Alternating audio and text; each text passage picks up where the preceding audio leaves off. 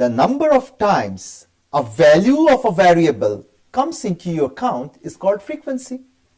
For example, the number of boys in the class, or the number of girls in the class, or the number of women having no child, or one child, two children, three children, and so on, or the number of individuals who are having A blood group, or B blood group, or O blood group, or AB blood group, number of testers and non-testers or PTC in a population, and so on.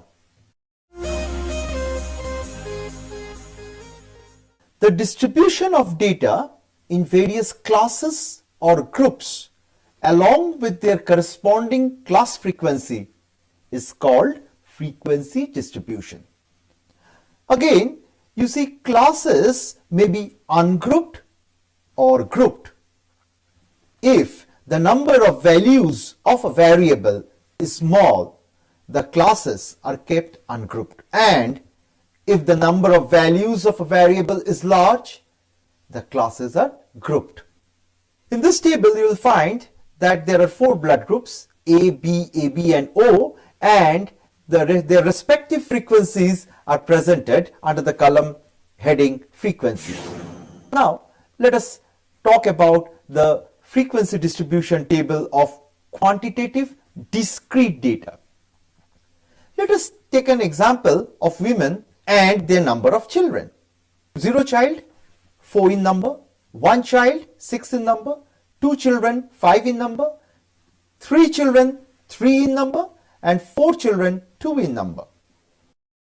Now, let us see how we can construct a frequency distribution table from a quantitative continuous data.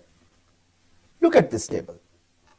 This is a table which shows weight of 65 adult males. Now, the weights presented here are not in array. You find 45, then 84, then 73, then 58 kg, and the last weight that you get is 58 kg below right. Now, if we calculate the frequency of each value, as we have done in earlier example, then we will have a large frequency distribution table. This indeed will increase your time and labor.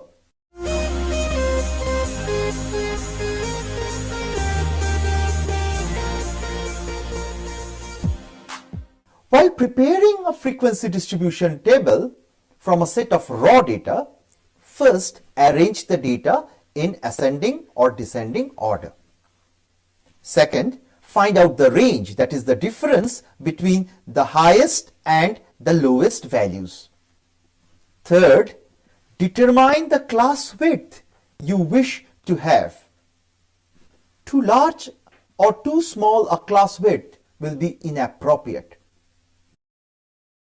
And fourth, generally the lowest value of the data set is taken as the lower limit of the first class interval, and accordingly, considering the desired class width, we have constructed a frequency distribution table forming some groups. Let us see how many groups.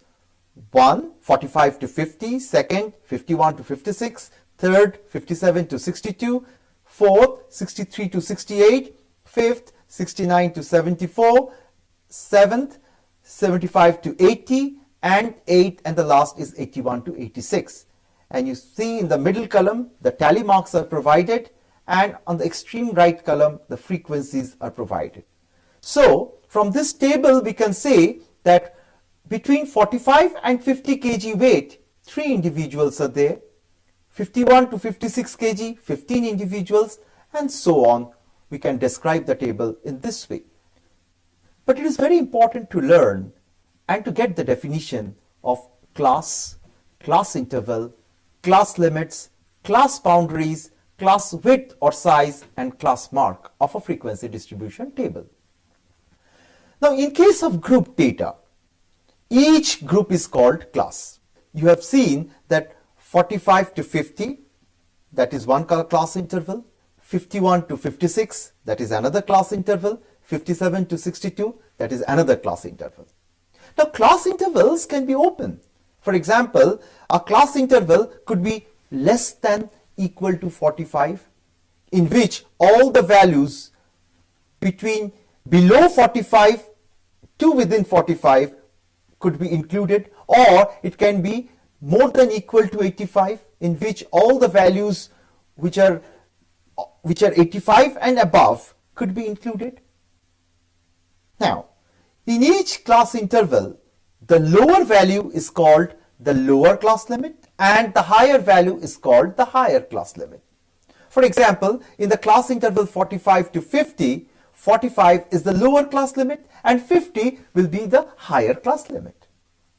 The differences between the upper and the lower class limits of a class interval is called class width or size. The earlier table, it was 45 to 50, 51 to 56 and so on. But below that, I have constructed the same table using class boundary. You see, the first class interval is now 44.5 to 50.5, 50.5 to 56.5, 56.5 to 62.5 and so on. Now, you can question that, sir, how these class boundaries are prepared. You see, class boundaries are obtained by adding the upper limit of a class interval with the lower limit of the successive class interval and then dividing by 2. For example, the upper class limit of the first class interval is 50 and the lower limit of the next class interval is 51. Now, if you add these two and divide by 2, you will get a value 50.5. So, the frequency distribution table with class boundaries will appear in a continuous form. Now, in this type of frequency distribution table, the class interval 44.5 to 50.5 will include all values between 44.5 and 50.5, and the next class interval 50.5 to 56.5 will include all values ranging between 50.6 to 56.5.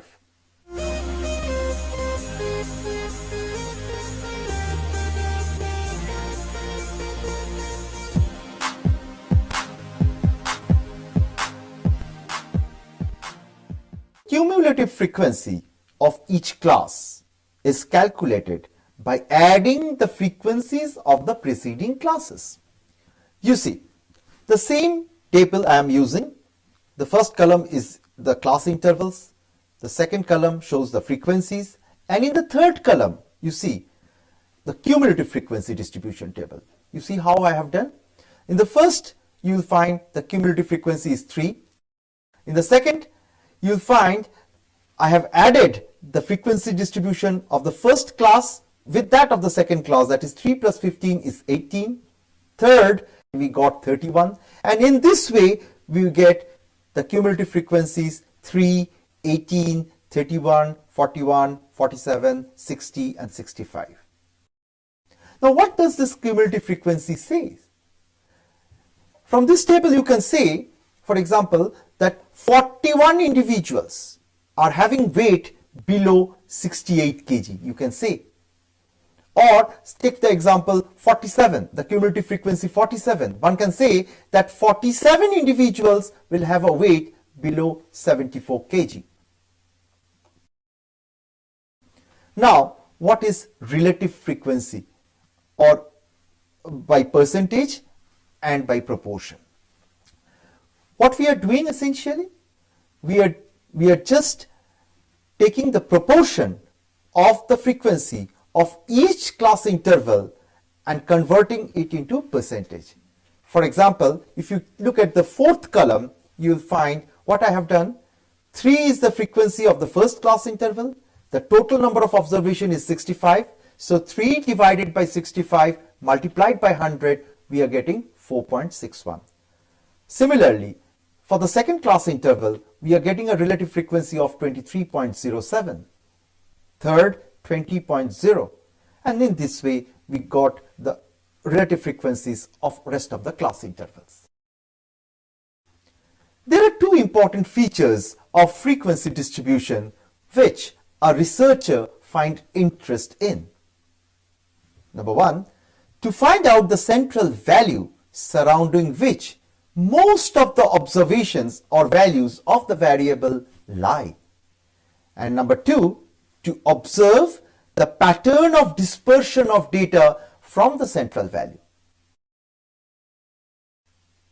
Now, locating the center of the distribution is called central tendency. And there are 3 different measures of central tendency: mean, median, and mode.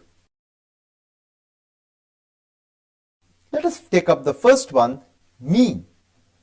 There are 3 types of mean: arithmetic mean, geometric mean, and harmonic mean.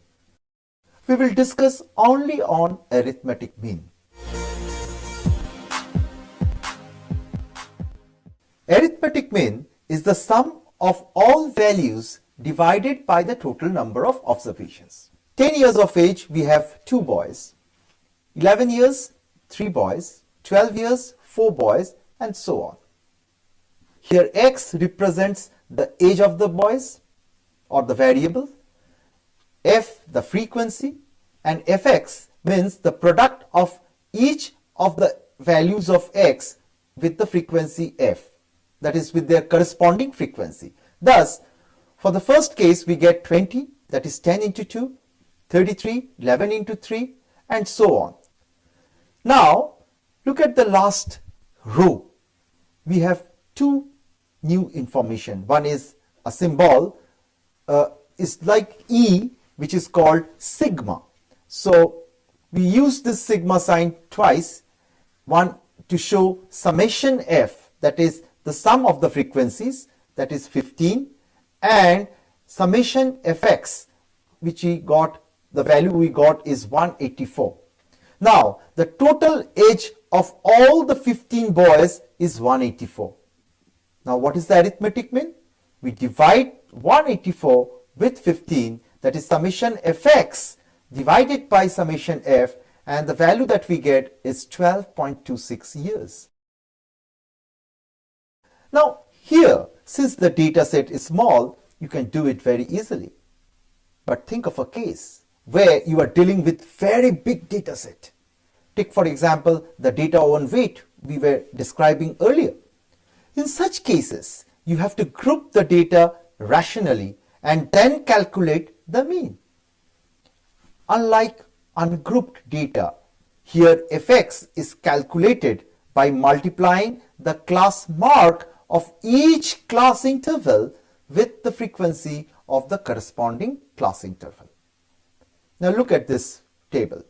You see, the same table, the first class interval 44.5 to 50.5, the class mark is 47.5, and I have said earlier that class mark is calculated by adding the lower class boundary and the upper class boundary of a particular class and divided by 2. So 44.5 plus 50.5, and if you divide it by 2, you will get 47.5.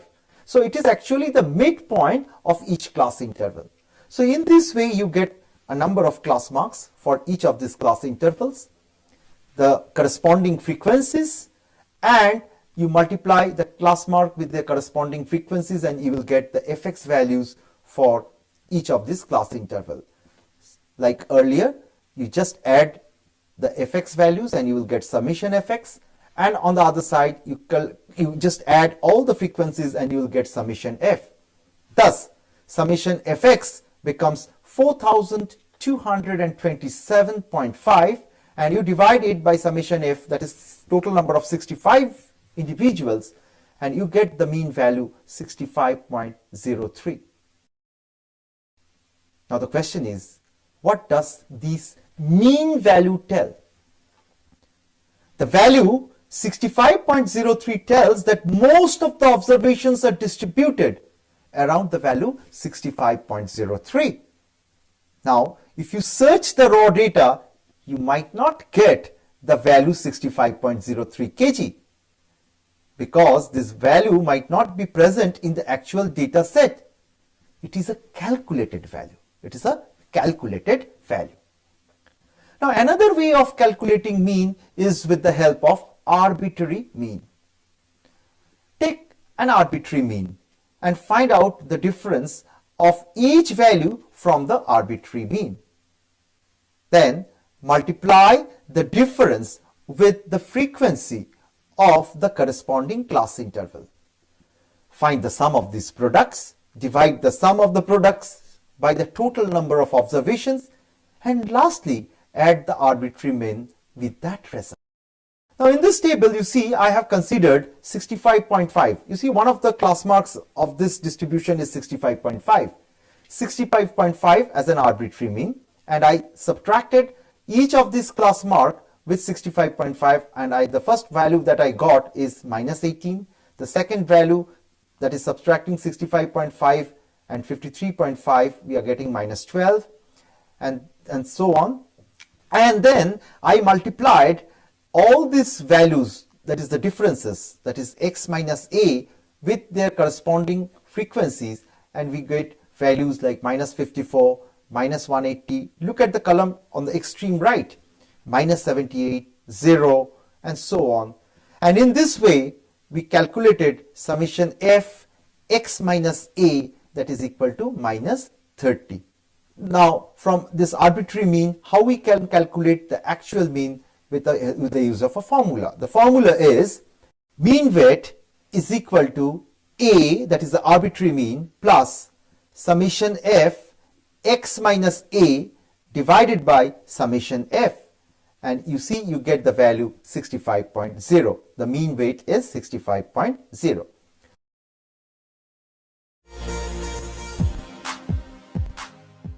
Median is the middlemost observation of a set of value when the values are arranged in ascending or descending order of magnitude. The median of a group data is L plus n by 2 minus c whole multiplied by h, and the entire thing is divided by f. What is L? L is the lower limit of the median class. F is the frequency of the median class. H is the width of the median class. C is the cumulative frequency of the class preceding the median class. And capital N is the total number of observations. Now let us see how we can calculate median from a group data. Look at the table. And here we use the concept of cumulative frequency, right? Now since there are total 65 observations, and dividing 65 by 2, you will get 32.5. So the median weight of this distribution will be the weight of the individual 32.5th. Now how to get this 32.5th individual's weight? You see, the formula for median of a group data is capital L plus n by 2 minus c whole multiplied by h divided by f. We can find out that L here will be 62.5, F is 10, H is 6, and capital C is 31. Now using the formula of median, we can get the value 63.4.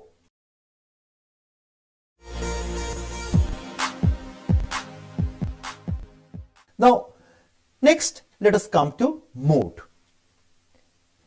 It is the third measure of central tendency, and it is defined as the most frequent variable in the data. That is the most common value that is available in the data. Here I have highlighted the class interval 50.5-56.5. Why? Because you see here the frequency 15 is the highest of the lot. So this is the modal class.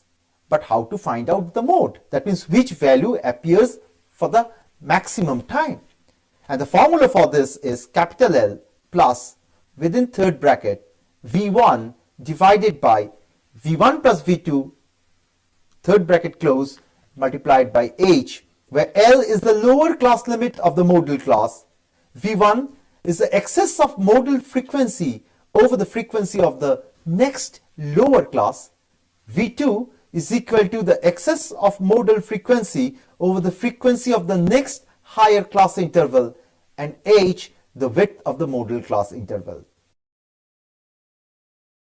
And in this way, mode equals to 50.5 plus, third bracket open, 12 divided by 12 plus 5 whole multiplied by 6, and you get the value 54.73.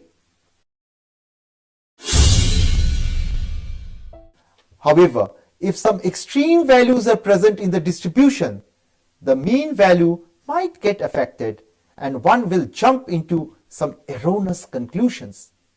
In such a situation, median and mode are better estimates for central tendency.